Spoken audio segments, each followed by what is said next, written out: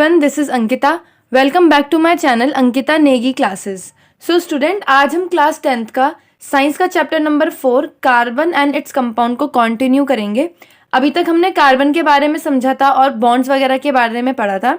तो हमारे आज के टॉपिक को हम स्टार्ट करते हैं। सो आज का हमारा सबसे पहला टॉपिक है एलोट्रॉप्स ऑफ कार्बन। अब एलोट्रॉप्स क्या होते हैं? Different physical forms of any element are called allotropes of that element.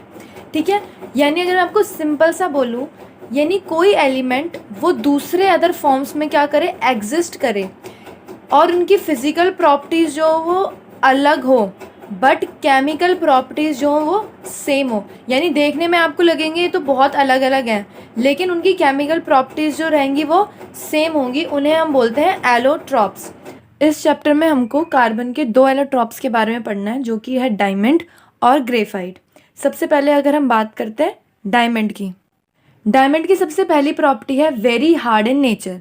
ठीक है, सबको पता है डायमंड जो होता है वो सबसे ज़्यादा हार्डेस्ट नेचुरल सब्सटेंस है हमारे पास। उसके बाद each carbon atom is bonded to 4 other carbon atoms. Diamond का स्ट्रक्चर हमारे पास कैसा रहता है? इसमें जो कार्बन होगा वो दूसरे 4 कार्बन एटम्स के साथ जो होगा उसने बॉन्ड बना रखा होगा। जैसे ये कार्बन है, ये कार्बन, ये कार्बन। अगर मैं बात करूँ इस कार्बन की, तो इस कार्बन ने देखो एक इस कार्बन के साथ, एक इस कार्बन के साथ, एक इसके साथ और एक इसके साथ, यानी दूसरे 4 कार्बन एटम्स के साथ बॉन्ड बना रखा है। ठीक है, तो इनका कुछ बॉन्ड इसी तरीके से रहता है। ठीक है, हर कार्बन एटम जो होगा वो दूसरे 4 कार्बन एटम्स के साथ बॉन्ड बना के रखेगा। और ये पूरा एक जो स्ट्रक्चर होता है ये नेटवर्क लाइक स्ट्रक्चर फॉर्म कर देते हैं। ठीक है, 3D स्ट्रक्चर होता है। तो ऐसे मॉलिक्यूल्स को हम बोलते हैं जेंट मॉलिक्यूल्स। ये बैड कंडक्टर ऑफ इलेक्ट्रिसिटी है। डायमंड का अगर आप स्ट्रक्चर देखोगे तो जो एक कार्बन एटम है वो 4 अदर कार्बन एटम्स के साथ क्या कर रहा है, बॉन्ड बना रहा है, जिसके वजह से इसके वैलेंस इलेक्ट्रॉन जो है वो सेटिस्फाइड है, मतलब पूरे फुल्ली कंप्लीट है, जिसके वजह से फ्री इलेक्ट्रॉन्स नहीं है। और इलेक्ट्रिसिटी कंडक्ट करने के लिए हमें क्या चाहिए होते हैं? फ्री इलेक्ट्रॉन्स चाहिए होते हैं, जो कि इसमें नहीं है। इसीलिए ये इलेक्ट्रिसिटी कंडक्ट नहीं करता। अगर आपको याद हो इलेक्ट्रिसिटी चैप्टर का थोड़ा, तो इलेक्ट्रिसिटी तभी कंडक्ट हो पाती है जब फ्री इलेक्ट्रॉन्स प्रेजेंट होते हैं, और इसमें फ्री इलेक्ट्रॉन्स नहीं है, इस वजह से ये बैड कंडक्टर ऑफ इलेक्ट्रिसिटी है। नेक्स्ट प्रॉपर्टी है लस्ट्रस इन नेचर। लस्टर का मतलब क्या होता है? शाइनी। ठीक है, डायमंड जो होता है वो बहुत ज़्यादा शाइन करता है, इस वजह से। डायमंड को हम कहाँ यूज़ करते हैं? डायमंड हमें आई सर्जरी में इस्तेमाल करा जाता है। डायमंड जितने टूल्स बनाए जाते हैं वो डायमंड से बनाए जाते हैं। ठीक है, क्योंकि बहुत ज़्यादा हार्ड होता है तो टूटने का डर नहीं रहता। ठीक है, क्योंकि आई सर्जरी में अगर हल्का सा भी पार्टिकल आँख के अंदर रह जाएगा तो वो बहुत दिक्कत कर सकता है, इसलिए डायमंड के टूल्स बनाए जाते हैं। दूसरा ड्रिलिंग के लिए इस्तेमाल किया जाता है, अगेन हार्डेस्ट है इसीलिए। ठीक है, और इसको हम ज्वेलरी में इस्तेमाल करते हैं। ठीक है, नेक्स्ट कार्बन का एलोट्रॉप जो है वो है ग्रेफाइट। अब हम ग्रेफाइट के बारे में पढ़ते हैं। ग्रेफाइट की प्रॉपर्टी अगर हम देखें तो ग्रेफाइट जो होता है ब्लैक इन कलर रहता है हमारे पास नेचर में। इसमें जो कार्बन एटम्स है वो 3 अदर कार्बन एटम्स के साथ अटैच रहते हैं। इसका जो स्ट्रक्चर होता है ये कुछ ना हेक्सागोनल शेप का होता है, कुछ इस तरीके से होता है। का स्ट्रक्चर कुछ इस तरीके से हमारे पास रहता है, हेक्सागोनल रिंग लेयर फॉर्म रहती है इसमें। ठीक है, और ये लेयर्स की फॉर्म में रहता है, मतलब ऐसे एक दूसरे के नीचे ऐसे प्रेजेंट रहता है, और ये कुछ इस तरीके से एक दूसरे के साथ जो होते हैं वो कनेक्टेड रहते हैं। ये जैसे इसके साथ ये कार्बन एटम्स, इसके साथ ये जितने सर्कल है कार्बन एटम्स है। ठीक है, तो ये कुछ इस तरीके से एक दूसरे के साथ लिंक रहते हैं, और इनके जो बीच का अट्रैक्शन होता है, फोर्स ऑफ अट्रैक्शन, वो बहुत ज़्यादा कम रहता है।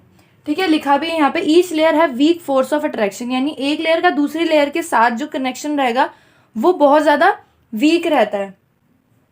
क्योंकि अगर आप देखोगे तो स्पेस में थोड़ा दूर दूर है एक दूसरे से, इसीलिए फोर्स ऑफ अट्रैक्शन जो होता है वो इनका कम हो जाता है।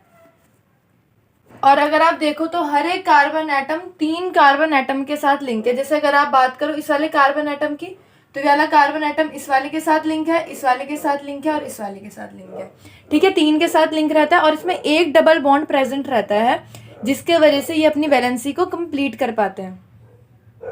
ये गुड कंडक्टर ऑफ इलेक्ट्रिसिटी होता है क्योंकि इसमें फ्री इलेक्ट्रॉन्स प्रेजेंट होते हैं, इसीलिए इलेक्ट्रिसिटी को कंडक्ट कर पाता है। Next property, non lustrous in nature, यानी ये शाइनी नहीं करता है, ब्लैक कलर का होता है, डल होता है थोड़ा।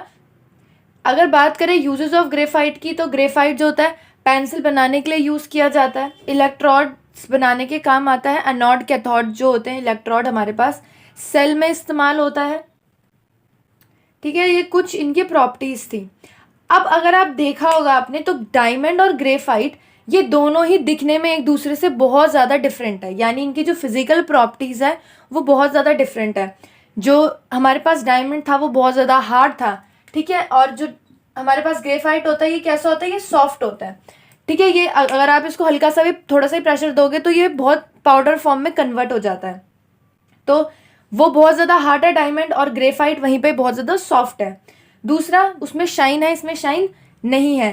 डायमंड जो है वो बैड कंडक्टर ऑफ इलेक्ट्रिसिटी है, वहीं पे ग्रेफाइट जो है वो गुड कंडक्टर ऑफ इलेक्ट्रिसिटी है। ठीक है, तो इनकी फिजिकल प्रॉपर्टीज जो है वो बहुत ज़्यादा अलग अलग हैं, बट अगर बात करें हम इनकी केमिकल प्रॉपर्टीज़ की तो वो सिमिलर है। कैसे? क्योंकि दोनों में ही कार्बन के एटम्स पाए जाते हैं।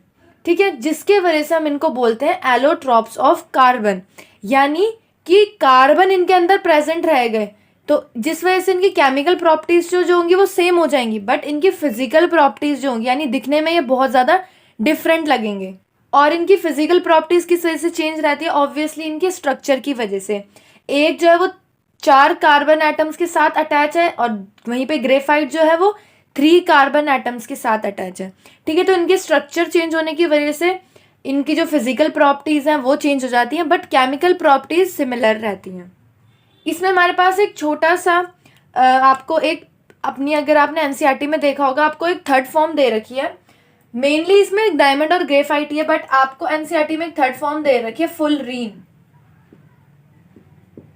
ठीक है, ये C60 यानी इसमें कार्बन के 60 एटम्स पाए जाते हैं। ओके, और ये एक हॉलो केज लाइक स्ट्रक्चर होता है, इसे फुटबॉल शेप, मतलब फुटबॉल शेप का होता है ये। तो ये इसके बारे में थोड़ा सा आपके बुक में एनसीईआरटी में आपको दे रखा है। ठीक है, आई होप आपको एलोट्रॉप्स ऑफ कार्बन के बारे में समझ आया होगा। अब हम अपना नेक्स्ट टॉपिक स्टार्ट करते हैं, वर्सेटाइल नेचर ऑफ कार्बन। ठीक है, इसमें हम पढ़ेंगे कि कार्बन का जो वर्सेटाइल नेचर, यानी कार्बन जो इतने सारे कंपाउंड्स फॉर्म करता है उसके पीछे का रीज़न क्या है। तो सबसे पहले हमारे पास आता है इसमें कैटिनेशन। कैटिनेशन होता क्या basically? It is a property due to which carbon can form bonds with other carbon atoms. इसमें क्या होता है, ये कार्बन की एक प्रॉपर्टी है जिसमें क्या होता है, जो कार्बन होते हैं वो दूसरे कार्बन एटम्स के साथ बॉन्ड फॉर्म करते हैं। Carbon show this property to maximum extent because it is small in size and can form covalent bonds. अब कार्बन जो है ये प्रॉपर्टी बहुत ज़्यादा शो करता है, यानी कार्बन जो है कैटिनेशन वाली प्रॉपर्टी बहुत ज़्यादा शो करते हैं। और इसके पीछे का रीज़न क्या है, मतलब क्यों करते हैं ये शो? क्योंकि जो कार्बन होता है उसका साइज़ बहुत छोटा होता है। ठीक है, और ये कोवेलेंट बॉन्ड फॉर्म करता है जो कि बहुत ज़्यादा स्ट्रॉन्ग बॉन्ड होते हैं। इस वजह से कार्बन और कार्बन एटम एक दूसरे को होल्ड कर पाते हैं और वो बहुत सारे जो कंपाउंड्स हैं उनको फॉर्म करते हैं। और स्मॉल साइज होने की वजह से कार्बन कैसे कैटिनेशन प्रॉपर्टी जो होगा इसको शो करेगा। तो देखो, स्मॉल साइज होने की वजह से क्या होगा बच्चों, जो न्यूक्लियस होगा वो इलेक्ट्रॉन्स को क्या करके रखेगा, टाइटली होल्ड करके रखेगा। ठीक है, और जो कोवेलेंट बॉन्ड्स होते हैं वो भी बहुत ज़्यादा स्ट्रॉन्ग बॉन्ड्स रहते हैं। तो जिसके वजह से ये जो कार्बन एटम्स होते हैं ये बहुत ज़्यादा स्ट्रांगली एक दूसरे के साथ अटैच रहते हैं और ये ईजिली ब्रेक नहीं होते, जिससे ये बहुत लॉन्ग चेन जो होते हैं उसको फॉर्म करते हैं। ठीक है, तो इसीलिए हमें जो कार्बन है ये बहुत ज़्यादा दिखाई देता है क्योंकि बहुत ज़्यादा स्ट्रांगली अटैच रहते हैं एक दूसरे के साथ, जिस वजह से ये लॉन्ग चेन फॉर्म करते हैं। ठीक है, इस तरीके से, या ये ब्रांच में भी रह सकते हैं। ठीक है, तो कुछ इस तरीके से ये बॉन्ड फॉर्म करते हैं और लॉन्ग चेन जो होते हैं इनको बनाते हैं। अब इसमें हमारे पास 2 तरीके के कंपाउंड्स आते हैं, एक तो सैचुरेटेड कंपाउंड्स और एक अनसैचुरेटेड कंपाउंड्स। अब सैचुरेटेड कंपाउंड्स कौन से होते हैं? Compounds of carbon which are linked by only single bond between the carbon atoms, यानी कार्बन के वो कंपाउंड्स जिसमें कार्बन एटम्स के बीच में सिंगल बॉन्ड प्रेजेंट हो। ठीक है, एग्जाम्पल में है हमारे पास इथेन। इथेन का स्ट्रक्चर हमारे पास कुछ इस तरीके से होता है। अब यहाँ पे देखो, ये हमारे पास 2 कार्बन एटम्स है और इनके बीच में सिर्फ एक ही सिंगल हॉरिजॉन्टल लाइन है जो कि डिनोट कर रही है किसको, सिंगल बॉन्ड को। तो सैचुरेटेड कंपाउंड्स में सबसे इंपॉर्टेंट क्या है, कार्बन एटम्स के बीच में सिंगल बॉन्ड प्रेजेंट होगा। नेक्स्ट हमारे पास है अनसैचुरेटेड कंपाउंड्स। अनसैचुरेटेड कंपाउंड्स क्या होंगे, वो कार्बन के कंपाउंड्स जिसमें कार्बन एटम्स के बीच में डबल या ट्रिपल बॉन्ड हो। ठीक है, बहुत ज़्यादा सिंपल है। डबल या ट्रिपल बॉन्ड जब प्रेजेंट हो गए कार्बन एटम्स के बीच में, तो ऐसे कंपाउंड्स को हम बोलेंगे अनसैचुरेटेड कंपाउंड्स। एग्जाम्पल में हमारे पास आ जाएगा इथीन और इथाइन। इथीन का स्ट्रक्चर हमारे पास ऐसा है और इसके बीच में आप देखो कार्बन और कार्बन के बीच में 2 हॉरिजॉन्टल लाइंस है जो कि किसको डिनोट कर रही है, डबल बॉन्ड को। और इथाइन में कार्बन और कार्बन एटम के बीच में 3 हॉरिजॉन्टल लाइन प्रेजेंट है जो कि डिनोट कर रही है ट्रिपल बॉन्ड को। ओके, तो सिंगल बॉन्ड जब रहेगा तो वो कंपाउंड्स होंगे सैचुरेटेड कंपाउंड्स, डबल या ट्रिपल बॉन्ड होंगे तो उन कंपाउंड्स को बोलेंगे हम अनसैचुरेटेड कंपाउंड्स। इसमें आपसे एग्जाम में इनकी डेफिनेशन या एग्जाम्पल्स पूछे जा सकते हैं। ओके, अब बात आती है कि जो कैटिनेशन प्रॉपर्टी है ये क्या सिर्फ कार्बन ही शो करता है।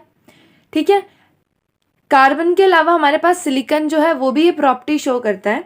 ठीक है, बट और सिलिकॉन में क्या होता है, जो कंपाउंड्स होते हैं वो हाइड्रोजन के साथ अपने कंपाउंड्स बनाता है जो सिलिकॉन होता है, और वो भी मतलब चेन वगैरह फॉर्म करता है।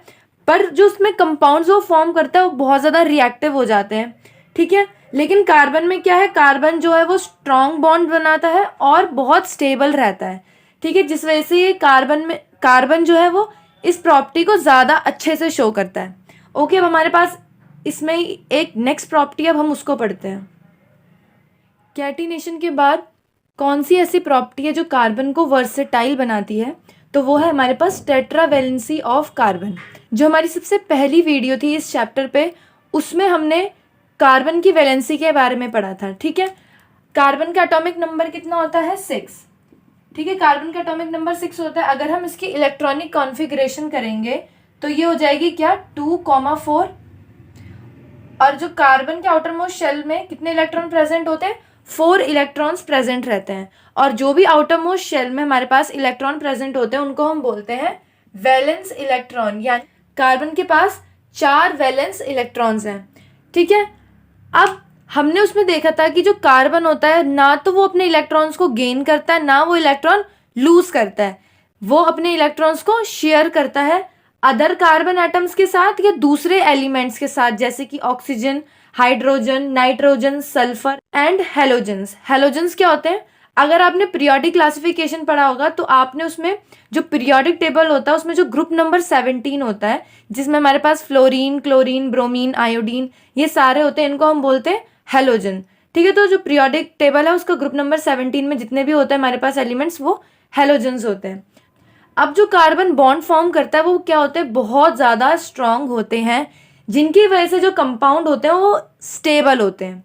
ठीक है, अब इसके पीछे का रीज़न क्या है, तो उसका स्मॉल साइज जो हमने कैटिनेशन में पढ़ा।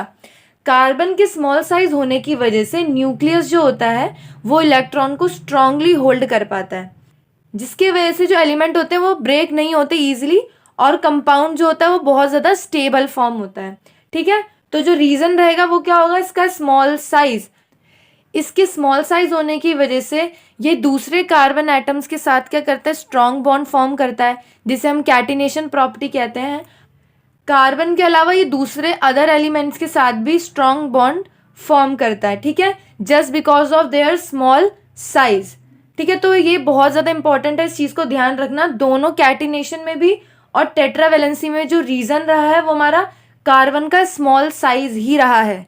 ठीक है, कार्बन का स्मॉल साइज होने की वजह से न्यूक्लियस इलेक्ट्रॉन को बहुत स्ट्रांगली होल्ड करते हैं, जिसके वजह से वो दूसरे एलिमेंट्स के साथ या अपने ही कार्बन एटम्स के साथ क्या करता है, स्ट्रॉन्ग बॉन्ड फॉर्म करता है।